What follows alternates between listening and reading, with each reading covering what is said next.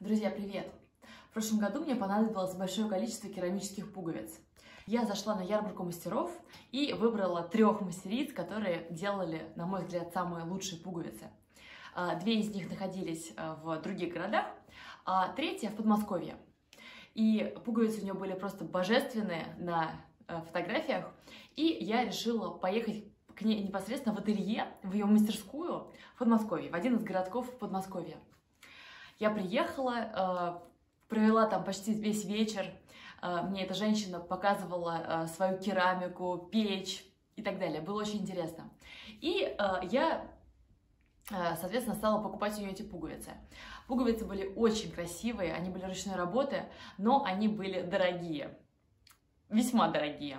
И поэтому, хоть я купила и много, я не могла купить все, что мне нравилось. Но, тем не менее, купила я достаточно много. И дело было уже к Новому году, был уже конец декабря, и на фоне того, что мы провели вместе весь вечер, на фоне того, что новогодние праздники приближались, на фоне того, что я все равно купила много пуговиц, эта женщина решила мне сделать подарок. Она мне подарила одну пуговицу, самую дорогую и самую красивую, которую я решила не покупать до этого, она мне просто подарила. И хотя она сделала это искренне и, в общем-то, ничего не обязывала ее это делать, то есть я никак ее не вставляла, она это сделала сама, все равно я почувствовала, вот по ее взгляду, что чуть-чуть она это сделала не совсем от чистого сердца, что чуть-чуть что-то ее держало. То есть она мне ее подарила, но немножечко не до конца, так сказать, это шло от души. Все, я вернулась домой и пуговицы все эти разложила. И со всеми пуговицами все было отлично, но именно с той начали происходить какие-то вещи. Например, она постоянно у меня куда-то терялась, постоянно я не могла ее найти, постоянно что-то было такое именно с ней. Хорошо. Я после этого поехала во Францию навестить своих друзей, и пуговицы взяла с собой, потому что мне нужно было спросить совета друзей там, по поводу кое-каких моих задумок. И то же самое. Все нормально со всеми пуговицами. Это куда-то все время девается. Кульминацией был момент, когда я гостила у подруги своей, и уже нужно было уезжать, уже собирать чемоданы, уже вот-вот, грубо говоря, опаздываем на поезд. И я собираю свои вещи по комнате. Все на месте, все я знаю, где лежит. Нет этой пуговицы. Она была действительно красивая, я уже придумала, как ее использовать. Ну, она была мне, в общем-то, так дорога, можно сказать.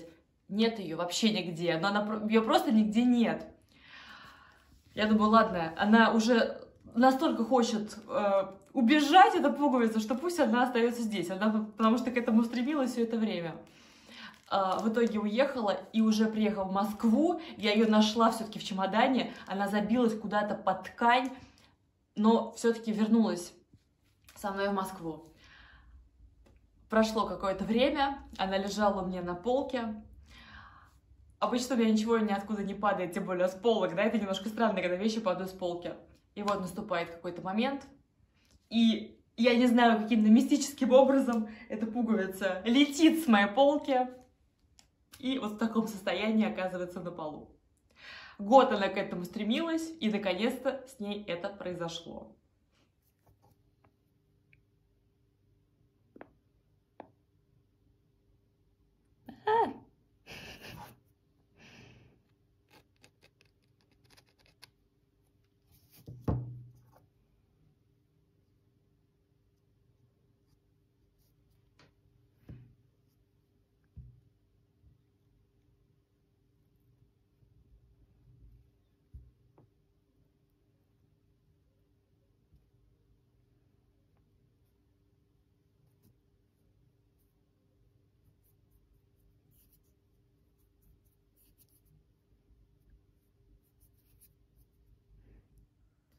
Все, пуговица, начинаю новую жизнь. Не падай больше, не подводи.